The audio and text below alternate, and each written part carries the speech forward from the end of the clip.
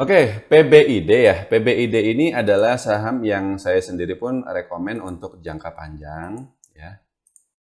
Dan memang 5 tahun terakhir ini dia udah naik lumayan ya, 132%. Meskipun harusnya kenaikannya lebih tinggi lagi kalau IHSG kita nggak problematik. Tapi ya tetap itu bagus lah dibanding saham-saham lain yang justru turun. Dan itu memang selaras dengan kinerja keuangannya yang juga sangat bagus ya. Dia itu perusahaan plastik dan juga kertas bungkus makanan ya. Dan dia itu pemimpin pasar ya. Market share-nya itu lebih dari 40% di seluruh Indonesia. Nah,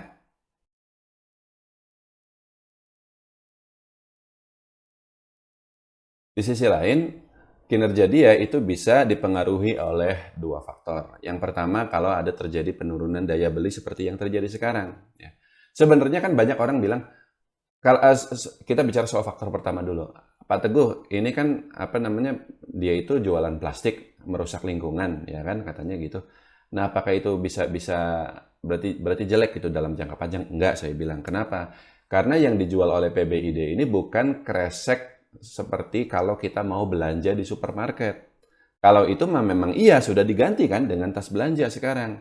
Yang dijual itu dia plastik kecil banget untuk minuman limun gitu loh. Untuk apa wadah soto kayak gitu.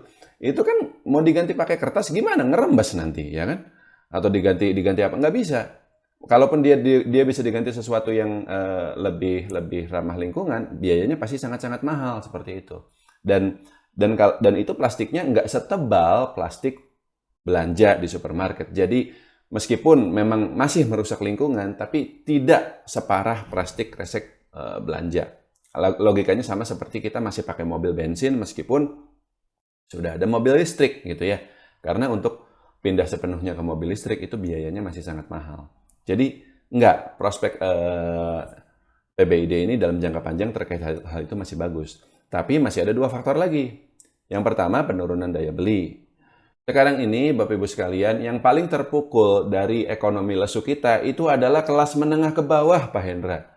Kalau saya ngobrol sama teman-teman pengusaha, ya sama pengusaha juga susah gitu ya.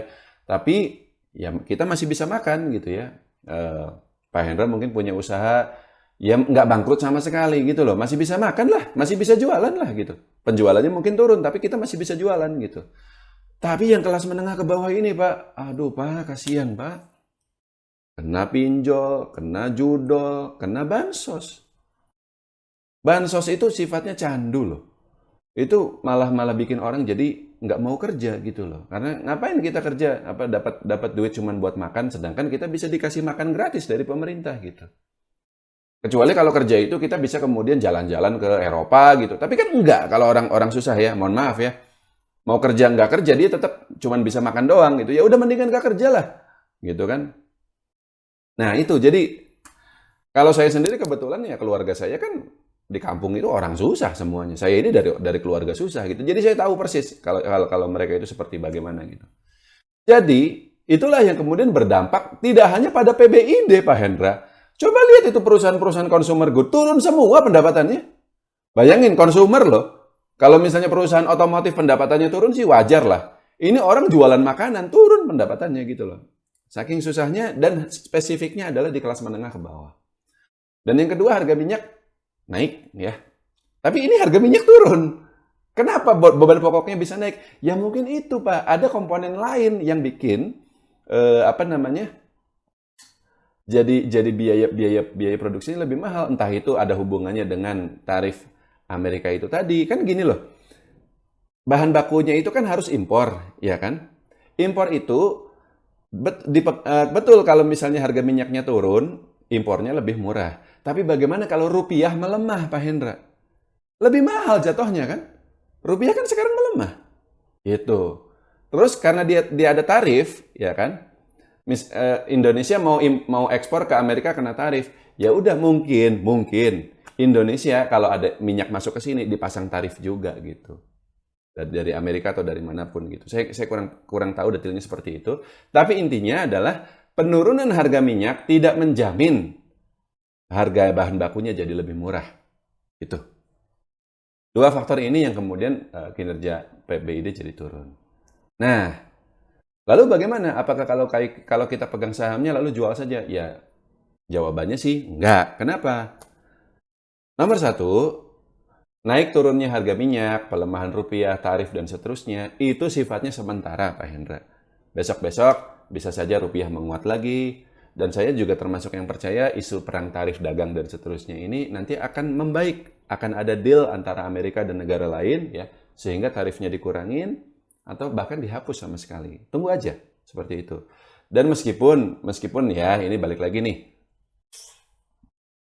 situasi pelemahan daya beli masyarakat di kelas menengah ke bawah ini sih bukan karena ada krisis ekonomi dunia, Pak. Kemarin di webinar sebelumnya kita udah diskusi kan, ekonomi dunia baik-baik aja. Ini kan selalu ngomong ini karena asing gitu. Enggak.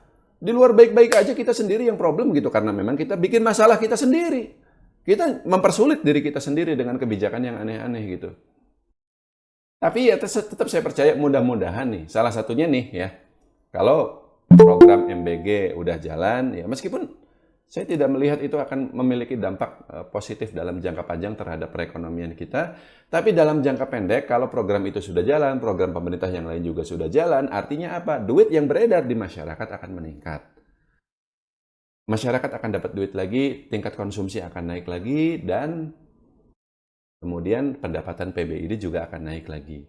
Meskipun mungkin itu bisa 1 tahun dari sekarang, gitu. Jadi kalau untuk tahun ini ya udahlah, memang waktunya kita susah dulu seperti itu. Tapi dalam jangka panjangnya sekali lagi, saya yakin prospek PBID ini tidak berubah, ya. Jadi kalau dia besok-besok turun sampai di bawah 500, nggak apa-apa, kita beli aja, ya, untuk kemudian di hold dalam jangka panjang. Cukup, Pak Hendra? Oh, iya Pak, berarti kesimpulannya kita harus juga lihat harga rupiah lah ya berarti kalau Oh untuk iya. oke. Itu ya Oke. yang Pak Hendra miss ya. Jadi Ya, cuman ngelihat harga minyak doang. Itu berlaku oke. untuk semua perusahaan manufaktur di Indonesia. Oke. Manufaktur itu artinya dia beli bahan baku untuk kemudian diolah menjadi sesuatu. Sayangnya kan industri kita kan bolong-bolong ya, banyak banget barang apa yang nggak ada di sini. Jadi serba impor gitu. Nah itu, jadi rupiah itu ngaruh banget. Cukup ya Pak Hendra? Oke.